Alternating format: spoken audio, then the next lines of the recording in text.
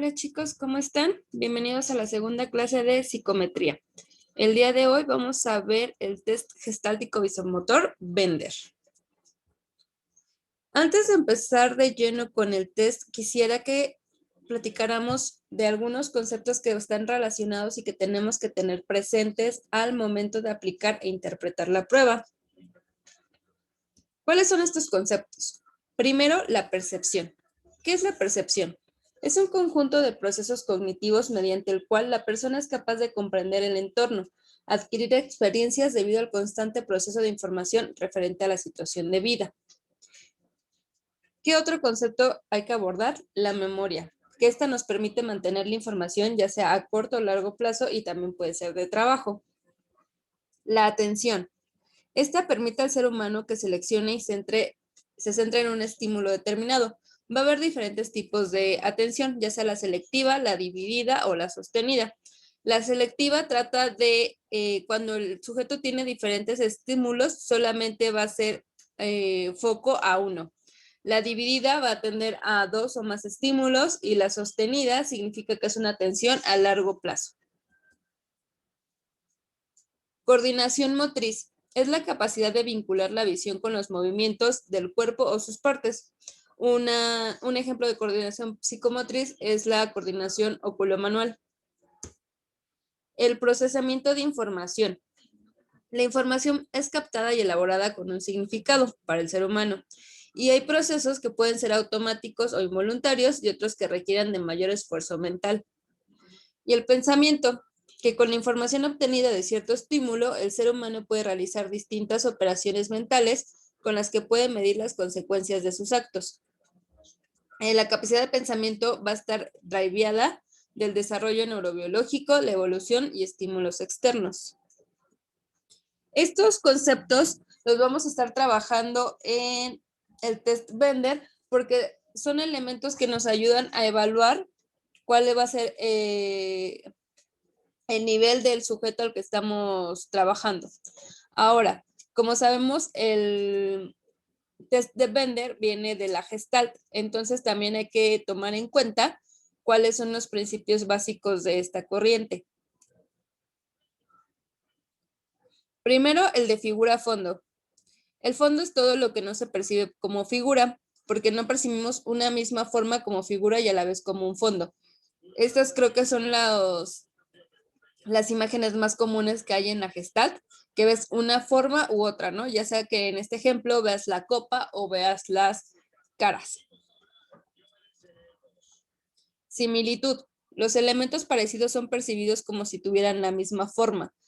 Tienen elementos muy similares y en el mismo o similar orden, que por eso puedes llegar a hacer esta confusión. Si se dan cuenta en el ejemplo, los elementos que forman las figuras son cuadros y círculos y están ordenados de tal manera o de tal patrón que en una primera impresión no podrías distinguir el tema de que en una figura están 3 líneas y en la otra está una cruz. El cierre. Una forma se percibe mejor cuanto más cerrado esté su contorno. Es decir, entre nosotros tengamos estas líneas más cercanas para formar el todo de la figura, va a ser más fácil que nuestro cerebro, alcance a entender cuál es la figura que se quiere formar. La compleción. Una forma abierta tiende a percibirse como cerrada. Si se dan cuenta, en esta figura, las estrellas están acomodadas de tal manera que ya nos está dando la sensación de que es un balón o un esférico, sin tener la necesidad de contar con el contorno del esférico como tal. Continuidad. Si varios elementos parecen estar colocados formando un flujo orientado hacia alguna parte, se percibirá como un todo. Por ejemplo, en este que les estoy colocando, si se dan cuenta, la forma en como se van acomodando las hojas nos va a dar la percepción de que el sentido va hacia la izquierda y va a alcanzar a cubrir como si fuera la hoja de un pavo real. Y la proximidad. Los elementos próximos entre sí tienden a percibirse como si formaran parte de una unidad. Aquí esta A, ya sabemos que es una A, pero ¿cómo está formada? Pues a través de un conjunto de círculos que están próximos unos a otros.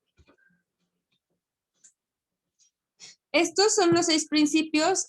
Por favor, si tienen alguna duda sobre alguno, anótenlo para que ahorita en clase en vivo lo resolvamos y le demos un poquito de profundidad. La Gestalt como tal es muy amplia y se tendría que tomar una clase de ella, pero ahorita nada más por efectos del test, pues me gustaría que supieran estas partes para que no entráramos como en cero a la prueba. Este test Bender fue creado por Lauretta en 1938. ¿Para qué es? Nos va a ayudar a detectar retraso en la maduración neurológica, para diagnosticar por ende si hay un daño y un retraso mental y evaluar aspectos emocionales. Este test en general o en resumen nos va a ayudar a evaluar 2 vías: la maduración neurológica y aspectos emocionales. ¿Qué material vamos a ocupar para la aplicación? Este ya es un test estandarizado, siempre se van a ocupar las mismas láminas y en el mismo orden. Son 9 figuras impresas. La primera figura se titula como A, que es un ejemplo para ver cómo lo está ejecutando el sujeto, y las siguientes 8 figuras están enumeradas y ya son la evaluación per se. ¿Qué vamos a necesitar para aplicarlo? Por ende, estas láminas que les comento, hojas blancas porque el sujeto las tiene que copiar, un lápiz del número 2,5, gomas y sacapuntas. Para aplicarla hay diferentes formas. La primera es la copia. Se van a poner todas las láminas en la mesa donde está el sujeto y se les va a pedir que las copie una a una en el orden que están colocadas. La otra es de memoria. Se le va a mostrar la tarjeta 5 segundos y después que ya sea en individual 5 segundos, la vea, memorice y dibuje, o se le presentan todas en un solo set. Le dejamos igual cierto tiempo para que las visualice y después que dibuje todas las que recuerde. Aquí ven por qué también es importante tener algunos de los conceptos que hablamos al principio, porque los vamos a estar ya involucrando. Y la taquiscópica es que se muestra la figura por 5 segundos y posteriormente se pide que la dibuje, es decir, vamos a ir uno a uno. Muestro figura, dibuja, termina, muestro figura, dibuja, termina, y así nos vamos durante las 9 láminas. ¿Qué tenemos que considerar cuando vamos a aplicar la prueba? Tomar el tiempo que se va a tardar y observar cómo ejecuta. Si se dan cuenta, desde la clase pasada les he dicho que la observación es una herramienta básica en la aplicación de pruebas, porque tenemos que ver qué borró, qué intentó calcar, cómo se apoyó para hacer estos ejercicios. Tal vez estuvo agarrando el dedo como una guía, o agarró una goma, agarró lápiz como para poder hacer los trazos más perfectos, etcétera. También si cambia la posición de la figura con el fin de poder maniobrar mejor el dibujo y hacerlo de una manera más fácil, o si tuvo dudas en las pruebas. El Bender se aplica tanto para niños como adolescentes y adultos, solamente que en la manera de calificar los vamos a dividir. En el Bender para niños se aplica de 4 a 11 años y de los 12 en adelante ya califica como adolescentes y adultos. La escala para calificar niños es la maduración de Kopitz y la escala para adultos y adolescentes es la de Hot y Lax. ¿Qué considera esta evaluación? Nos va a hablar sobre la distorsión de la forma, la rotación, sustitución de puntos por círculos, perseveración, falla en la integración de las partes de una figura, sustitución de curvas por ángulos, adición u omisión de ángulos. Estas consideraciones que les comento las van ahorita a entender un poquito mejor cada que les vaya explicando las láminas que integran el test. Ahora sí, vámonos con cada una de las láminas y su interpretación. Bueno, más bien en este momento, el qué significa, ¿no? ¿De qué compete? Figura A es una figura cerrada sobre un fondo. Las partes que se hallan más próximas entre sí se visualizan como juntas. Todas las láminas que va a trabajar el sujeto son figuras, entonces por eso hablábamos de un tema de distorsión o de estarse apoyando en herramientas que le permitan facilitar la realización del dibujo. Tal vez si el sujeto tiene demasiada intención de hacer las líneas perfectas, pues puede que ocupe la goma o puede que ocupe el dedo para tratar de hacer estos trazos los más perfectos posibles. O si el sacapuntas es redondo, va a ocupar el sacapuntas para hacer este trazo. Entonces ahí es lo que tenemos que empezar a observar y considerar. La figura 1 se basa en el principio de proximidad, que es una serie de puntos determinados y se perciben en función de la distancia más corta que mantienen entre sí. La figura 2 se fundamenta en el principio de proximidad de las partes y se va a percibir como una serie de líneas cortas y oblicuas compuestas de 3 unidades con una inclinación de izquierda a derecha. Es decir, la estamos viendo no como de línea horizontal 1, línea horizontal 2 o línea horizontal 3, sino la estamos viendo como línea vertical 1, 2, 3, etc. La figura 3 está basada en el principio de proximidad también. La figura 4 se perciben como 2 unidades y se basa en el principio de la continuidad de la organización geométrica interna. La figura 5 se visualiza como un círculo incompleto con un trazo recto inclinado, constituido por líneas de puntos.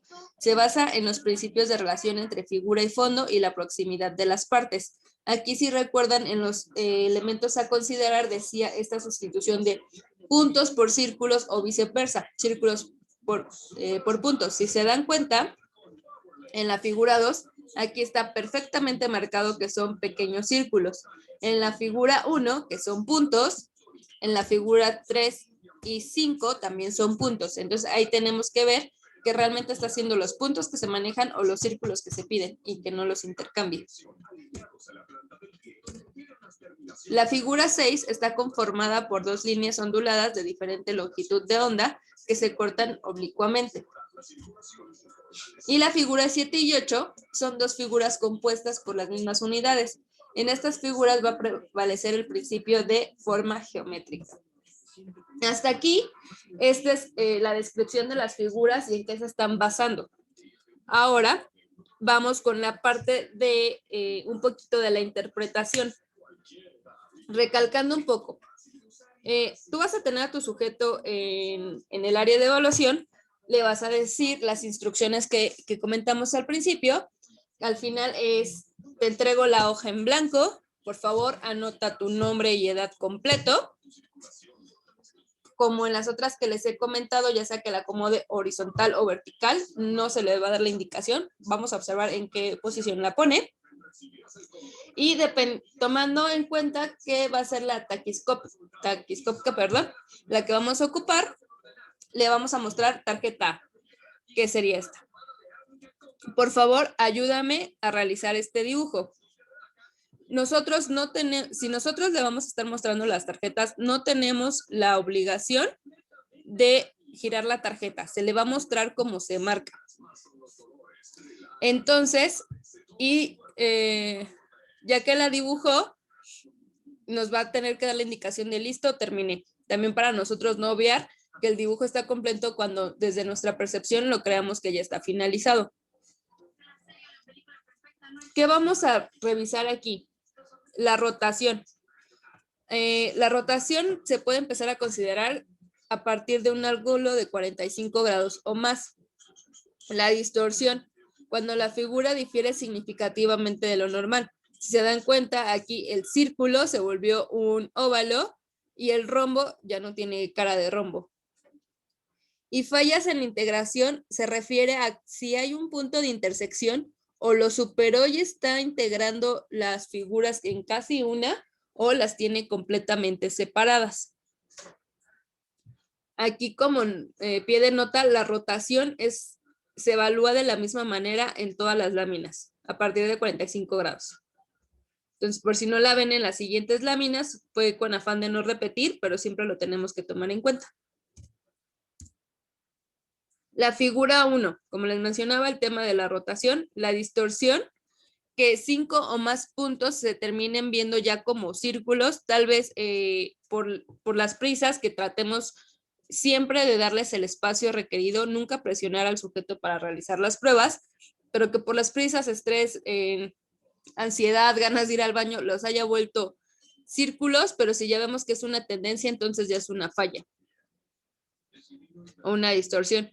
Y perseveración se refiere a más de 15 puntos en la hilera. Hay personas que son demasiado cuidadosas y te van a contar cuántos puntos tiene la figura para replicarlos. Está bien, pero habrá otras personas que no lo hagan y también está bien, pero que el punto a fijarse aquí es cuando ya superan más de estos 15 puntos de la figura original.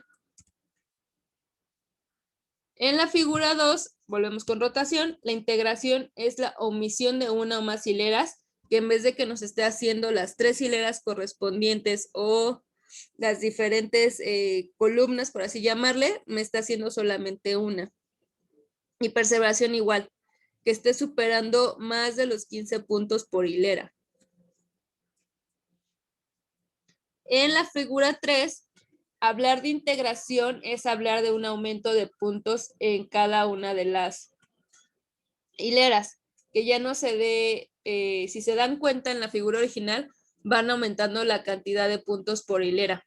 Entonces, en la integración que aumente significativamente los puntos por hilera al grado de que ya no puedas alcanzar a distinguir cómo está bien la forma.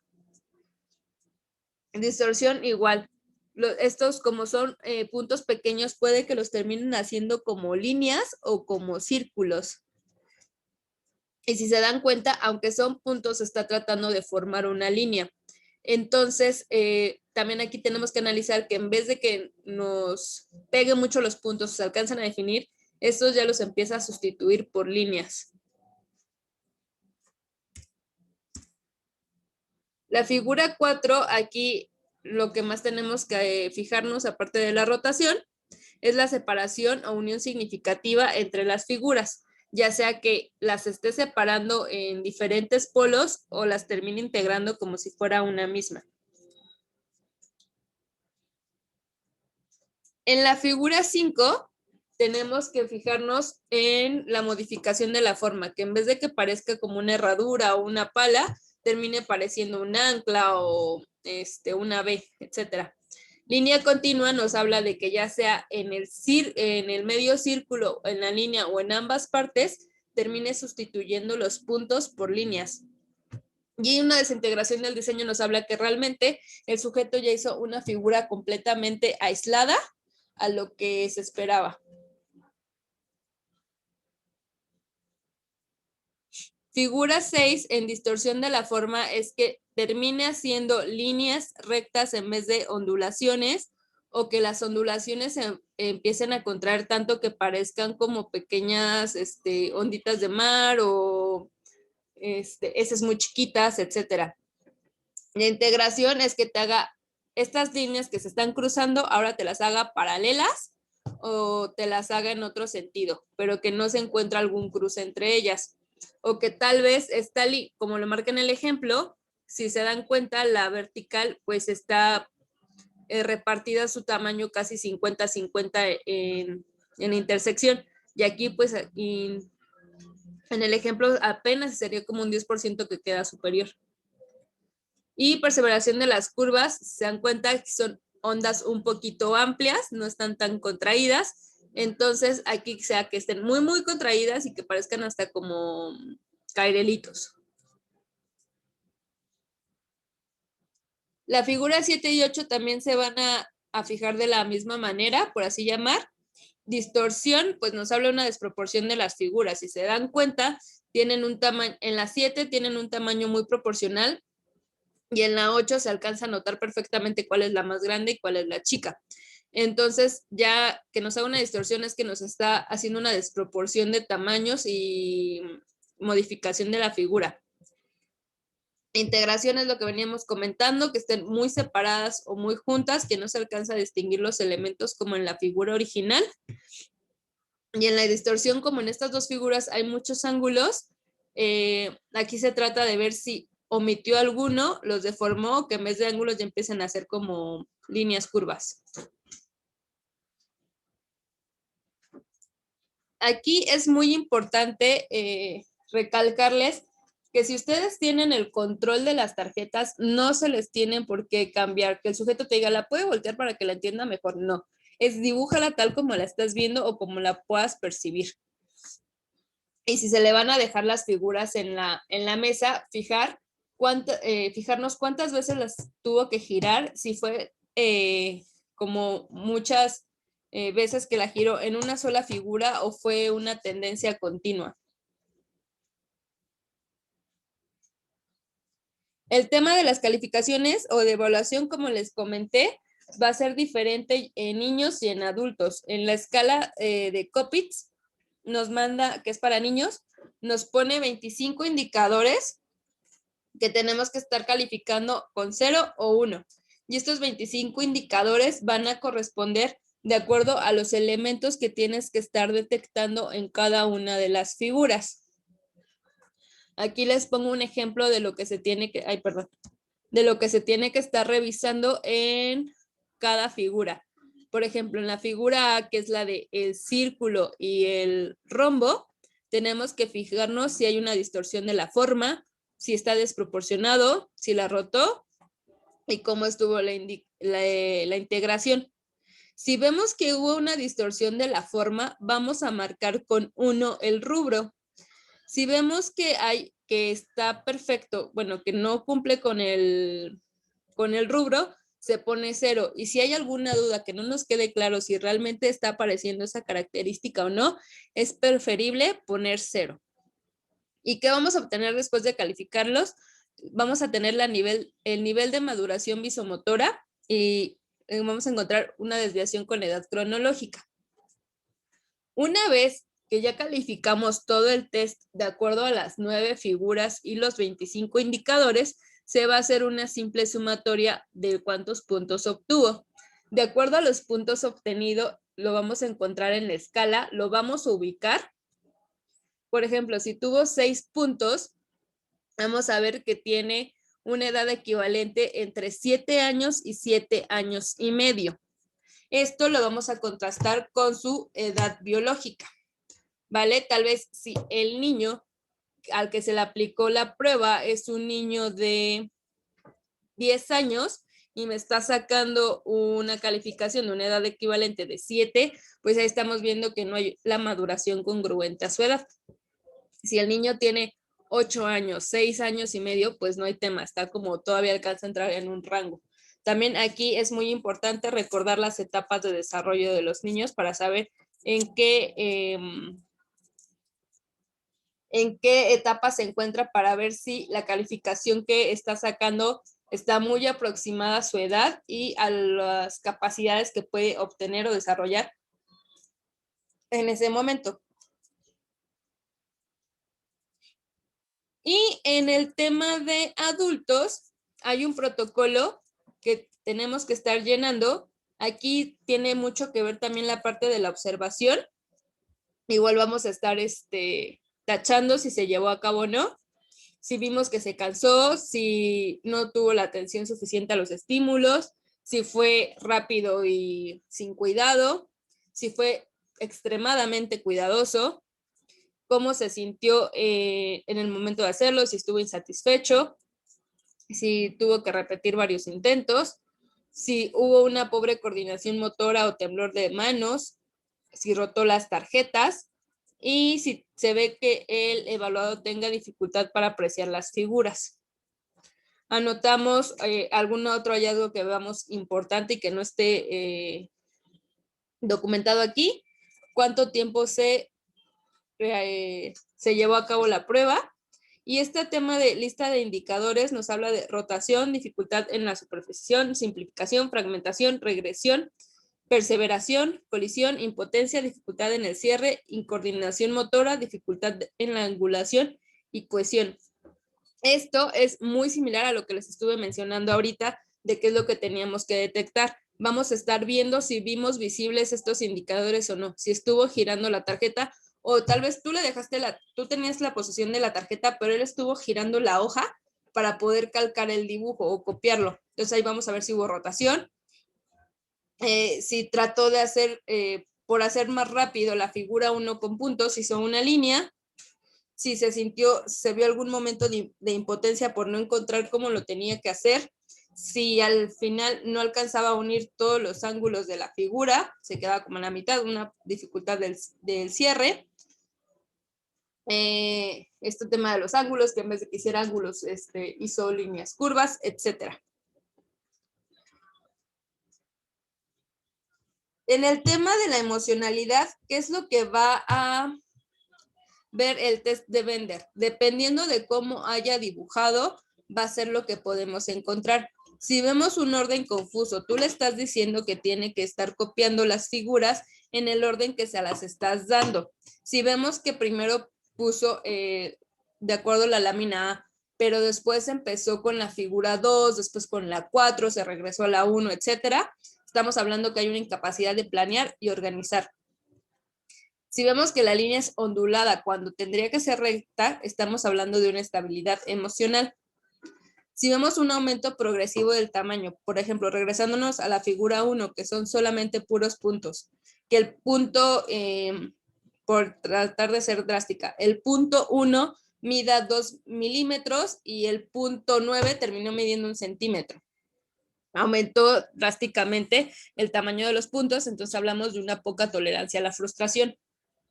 Si hay un tamaño grande de la figura en comparación de la original, la figura tal vez mide unos 5 centímetros. Si estamos viendo que él la está dibujando entre unos 10 o 15 centímetros, estamos hablando de conductas impulsivas. Pero ¿qué pasa si es viceversa? Si mi figura mide 5 centímetros y él me la está dibujando en 2 o 3 centímetros, pues estamos hablando de una persona tímida y retraída. Si está remarcando los trazos, estamos hablando de impulsividad y agresividad, que esto es lo que habíamos mencionado en sesiones anteriores, que pueda sentir el trazo hasta el voltear la hoja. Si hablamos de borraduras, habla de impulsividad y ansiedad. Y si se expande, que esta es que necesite más de una hoja para replicar las figuras porque las estuvo haciendo demasiadamente grandes o dejó mucho espacio entre una figura y otra, hablamos de perturbación emocional o daño neurológico. Acuérdense que cuando estamos hablando de estos rasgos emocionales, siempre son posibles rasgos de ansiedad, posibles rasgos de impulsividad. Hasta no hacer otras pruebas o una entrevista cara a cara que nos ayude a confirmar este diagnóstico, siempre va a ser un posible rasgo. Ahora, hasta aquí nos vamos a quedar. Anótenme todas las dudas que tengan, porque en clase en vivo vamos a aplicarnos el test para que nos quede un poquito más claro. Y les explico ahí la parte de HOT, que es también nos va a hablar un poquito del estilo de personalidad. Así que recuerden, vamos a anotar todas las dudas que tengan del test para poder ahorita resolverlas.